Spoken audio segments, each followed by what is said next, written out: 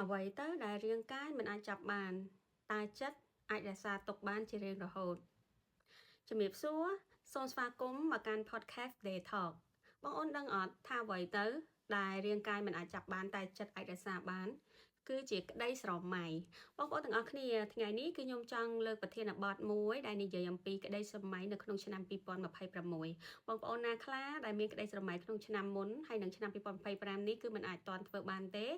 អាចចូលមើល podcast នេះបានណាគឺក្នុងឆ្នាំ2026បងប្អូនអាចធ្វើវិធីងាយៗទាំងនេះនឹងអាចឆ្លងកាត់បាននៃក្តីស្រមៃបងប្អូនទាំងអស់គ្នាអញ្ចឹងខ្ញុំមានវិធីសាស្ត្រងាយៗចំនួន5ដែលមកបង្ហាញបងប្អូនទាំងអស់គ្នា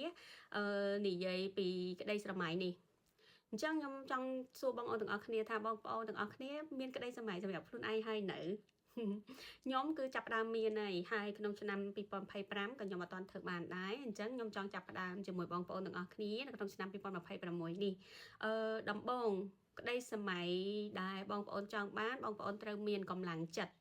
បើកម្លាំងចិត្តទន់ខ្សោយបងប្អូនមានតែកម្លាំងកាយមិនអាចបំពេញក្តីស្រមៃដែលបងប្អូនចង់បាននោះទេបងប្អូនទាំងអស់គ្នាខ្ញុំមានរឿងនិទានមួយដើម្បីឲ្យបងប្អូនងាយយល់បំផុតនៃកម្លាំងចិត្ត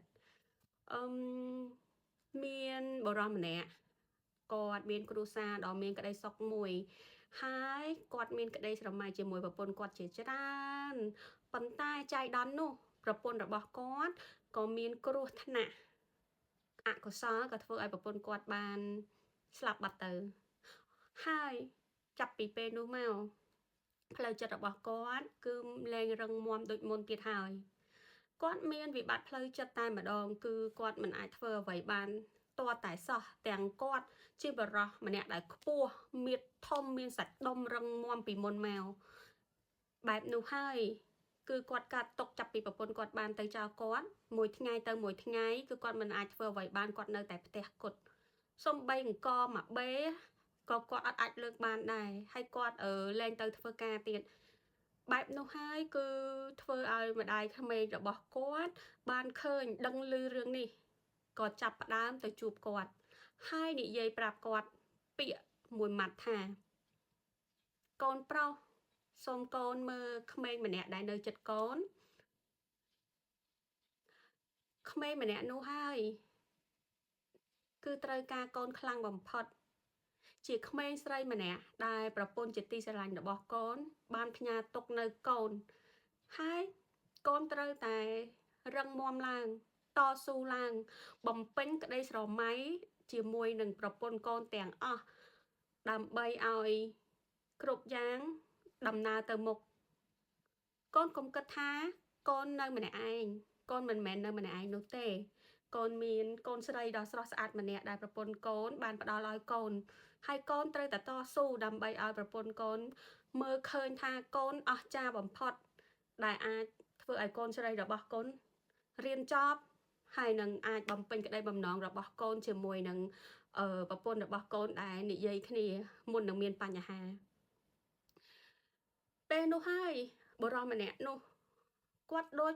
ភ្ញាក់ខ្លួនមែនតើហ្មងគាត់ភ្ញាក់ហើយក៏គាត់ដូចរបៀបថាដូចទំភ្ញាក់ពីក្តីសុបិនមួយអញ្ចឹងគាត់ក៏អរគុណម្ដាយគាត់ហើយក៏គាត់សុំទោសម្ដាយក្មេកគាត់ដែរហើយគាត់ថាគាត់នឹងរឹងមាំឡើងកាយគាត់មានហើយតែចិត្តគាត់អត់រឹងមាំប៉ុន្តែគាត់នឹងព្យាយាមឲ្យចិត្តគាត់រឹងមាំតស៊ូដើម្បីប្រពន្ធគាត់ដែលបានទៅចោលគាត់ឲ្យទៅដោយសប្បាយចិត្តហើយនឹងមើលឃើញកូនស្រីរបស់គាត់ឲ្យល្អបំផុតនៅថ្ងៃខាងមុខប្រហែលឆ្នាំក្រោយមកឯងបងប្អូនកម្លាំងចិត្តគាត់ក៏ចាប់ផ្ដើមមានគាត់បំពេញក្តីបំណងគាត់តែម្នាក់ឯងដោយមិនមានប្រពន្ធឡើយគាត់បានទិញផ្ទះទិញឡាននេះហើយជាក្តីស្រមៃរបស់គាត់ដែលគាត់ស្រមៃជាមួយប្រពន្ធរបស់គាត់ហើយនឹងមើលឃើញកូនគាត់បានចូលរៀនសាលាល្អដូចនេះហើយបងប្អូនខ្ញុំនិយាយពីរឿងនេះគឺខ្ញុំចង់ឲ្យបងប្អូនយល់ទាំងអស់គ្នាថាកម្លាំងចិត្តគឺខ្លាំងមែនតើបើបងប្អូនអត់មានកម្លាំងចិត្តទេបងប្អូនមិនអាចធ្វើអ្វីបានទាំងអស់សូម្បីកមួយបេក៏អាចលើកបងប្អូនអញ្ចឹងខ្ញុំសូមលើកទឹកចិត្តបងប្អូនទាំងអស់គ្នាសូមធ្វើឲ្យកម្លាំងចិត្តរឹងមាំស៊ូទាំងអស់គ្នា វិធីសាបន្ទាប់ទៀតខ្ញុំនឹងអាប់ឡូតចូលបន្ថែមទៀតអញ្ចឹងបងអូនកុំភ្លេចទស្សនាបន្តហើយជាចុងបញ្ចប់នេះខ្ញុំមានតែម្រាមដៃ10អរគុណក្នុងការទស្សនាវីដេអូនេះកុំភ្លេច Subscribe ទាំងអស់គ្នាផងណាបាយបាយ